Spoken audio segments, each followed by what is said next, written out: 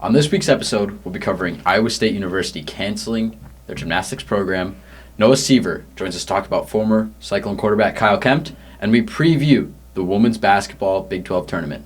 I'm Henry Annan, the assistant sports editor at the Iowa State Daily, and I'll be joined by Aleigha Bailey, the sports editor at the Iowa State Daily. All of that on this week's episode of the Ames Angle. As the regular season comes to a close, the Cyclones hit the postseason at the Big 12 tournament. The Big 12 tournament will start on March 5th and go to the 8th or the 9th, depending on if BYU makes the finals.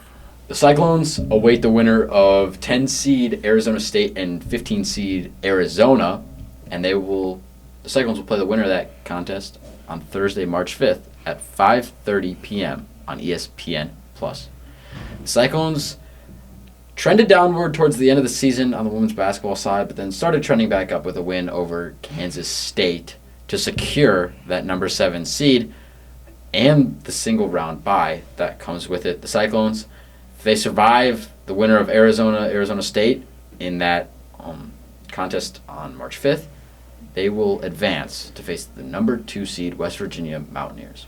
One of the Cyclones' biggest advantages in this tournament is their closeness to Kansas City. Earning the name Hilton South, the Cyclones and the fan base are known to travel well, according to Eddie Brown. Another thing that Jada Williams has noticed is that compared to the fan base of Arizona, her former school, the difference of how the fans travel has made a big impact on the environment at T-Mobile Center and will look to be the Cyclones' biggest weapon going forward. Aleigha and sports reporter Marshall Woods will be down in Kansas City for full coverage of the Cyclones at the Big 12 Women's Basketball Tournament. Joining us today is one of our sports reporters here at the Iowa State Daily. We have sports reporter Noah Sever joining us to talk a little bit about a former Iowa State quarterback. Noah, welcome. Yeah, thanks for having me on. I'm going to talk about Kyle Kempt today. In my opinion, probably one of the more underrated quarterbacks. I mean, also his brief stint at Iowa State, too, kind of contributed to that. But one of the best underdog stories, I think, in Iowa State athletics. Kyle Kempt started out out of Massillon, Ohio. Not very many D1 offers. Committed to Oregon State, where he spent 2 years on the scout team there. And then he goes to Hutchinson Community College, which is, like he said, middle of nowhere, Kansas. And another year, they didn't think he was good enough to play at that level. And so he spent another year of scout team there. And then Toledo, actually, when Matt Campbell was there, he had offered him. And so it was 2016 is when Kempt called Campbell and his staff at Iowa State, asking if they had like a spot open. And Tom Manning, who was the offensive coordinator at the time, they had no open scholarships, is what he told Kyle, and Kyle didn't really care about that and said that he would come on as a walk-on, and so that really started it. He didn't appear in any games he appeared in 2, not a starting job, I should say, but 2017 was when everything changed for Kyle Kempt. So the week of the Iowa State game against number 3 Oklahoma, starting quarterback Jacob Park had kind of announced, and the team did too, that he was stepping away from the program to deal with some personal issues, personal health issues. And then Joel Lanning, a former quarterback, was now full-time at linebacker. So they didn't really have another option. I mean, there was a redshirt freshman quarterback, but they turned to Kyle Kempt, and he got his first ever start against number 3 Oklahoma on the road. That was Baker Mayfield, all them guys. They were undefeated at the time too. So a really big challenge for your first ever start in college football. And they were like 31-point underdogs. They ended up winning 38-31. Kyle Kempt, he threw for 3 touchdowns and 343 yards. So a great first start. And then they followed it up with 2 more victories. The big one was 31-13 road win over Texas Tech. That got them into the AP poll at number 25 for the first time in 12 years. So Kempt was finding his groove as the starting quarterback.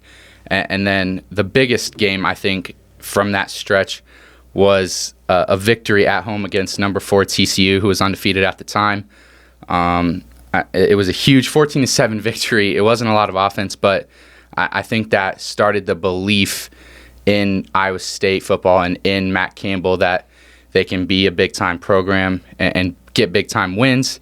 That season ended with 7-5 record, so they did kind of fall off. It was a weird team there, but some great victories over some big-time opponents, and they ended up going to the Liberty Bowl against 10-2 Memphis, and they got the job done. It was their first bowl appearance in 5 years and their first bowl win since 2004, so that really kicked off the Matt Campbell era in Ames, in my opinion, and I think Kempt was a huge reason behind that.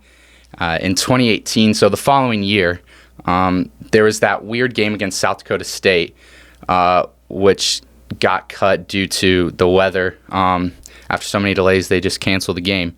And so his first start of the 2018 season was against Iowa on the road at Kinnick. That was actually my first time in Kinnick for that game, and hopefully the last time that I ever have to go to Kinnick. But it was a great time. It wasn't a great game for Iowa State. They lost 13-3.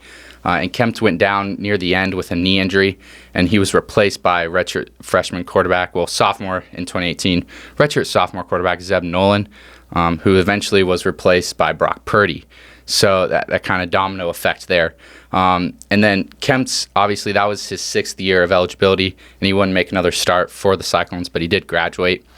And then he began right after that in 2019 working under Campbell and his staff at Iowa State. He was offensive quality control assistant. And then in 2024, he moved to passing game coaching stuff there before he actually left Iowa State in 2025 when Joe Woodley was hired at Drake. And Kemp's got a huge promotion. The offensive coordinator at Drake, even though at the FCS level, it's still Division I football. So a big ask for him. And in his one season with Drake, his offense produced 363 yards per game with 197 yards coming from rushing. So they had a really good run game. They won their conference that year, but were a first-round exit. And then just ahead of this NFL season, he has finally been hired by an NFL team. Sean Payton and the Denver Broncos picked him up as an offensive assistant. Yeah, the story of Kyle Kempt is pretty unique. That's for sure, especially at Iowa State. Now, Noah, before we go, I understand that you have a Threads of the Week that I may be a known Packers fan, but all for you. What do you got? Yeah, I got a Caleb Williams jersey, number 18. It's like the only jersey I own, but at least in my rotation. I know it hurts Henry, but had a great year, so I'm going to keep rocking with it.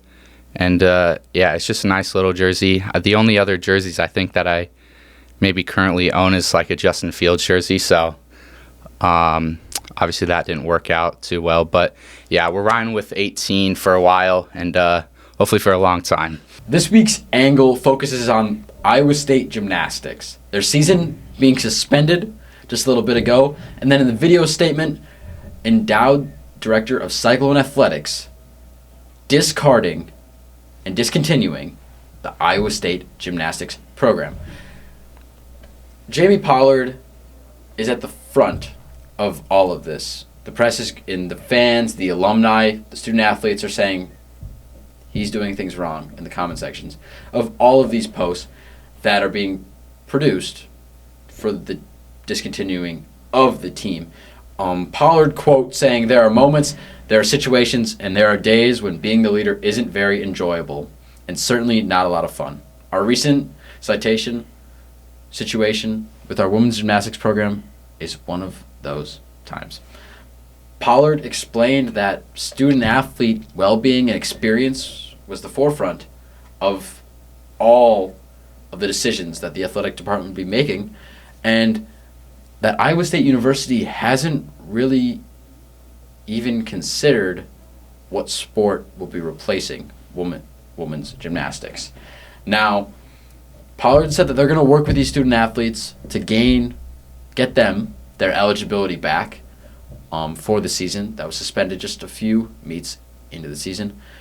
And Pollard also said that investigations regarding Iowa State gymnastics were committed in 2018 and 2023. The 2023 investigation led to them releasing their head coach at the time and now hiring Ashley Miles-Gregg, who is now a free agent and will be released, and her contract will not be renewed as head coach of Cyclone Gymnastics. the Iowa State community isn't the only community that's been thrown into this whirlwind.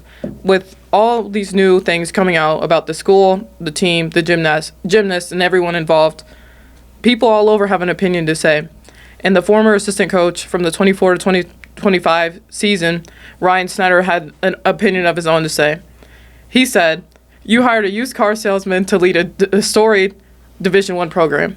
Just going into that just kind of brings back everything that goes on with the story is a lot more than what is shown to the public, and just kind of that regardless of what you have to say about it, that doesn't necessarily mean the whole story is there for everyone to see. Multiple student athletes have expressed their opinion on social media platforms, mainly Instagram. One freshman wrote, "I have so much love for this team. I love you all more than you know, and I'm beyond grateful that I get to call you my family. Let it all work out." That was freshman Peyton Knock who wrote that on her Instagram. Iowa State athletics now looks to move on from this gymnastics era. It is the first women's sport that the university has ever had to discontinue after discontinuing 3 men's sports after the introduction of Title IX. The main frontrunner to replace women's gymnastics is women's wrestling. As by the fans, no statement has been made by the Iowa State Athletics Department. They're saying they're going to talk about it in the coming weeks, in the coming months. But right now, Jamie Pollard says that they haven't thought about it at all because their main focus has been on the student-athlete experience of their gymnasts. Like, comment, subscribe for more at the Iowa State Daily. Thank you for tuning in, and we'll see you next time on the Ames Angle. And cut.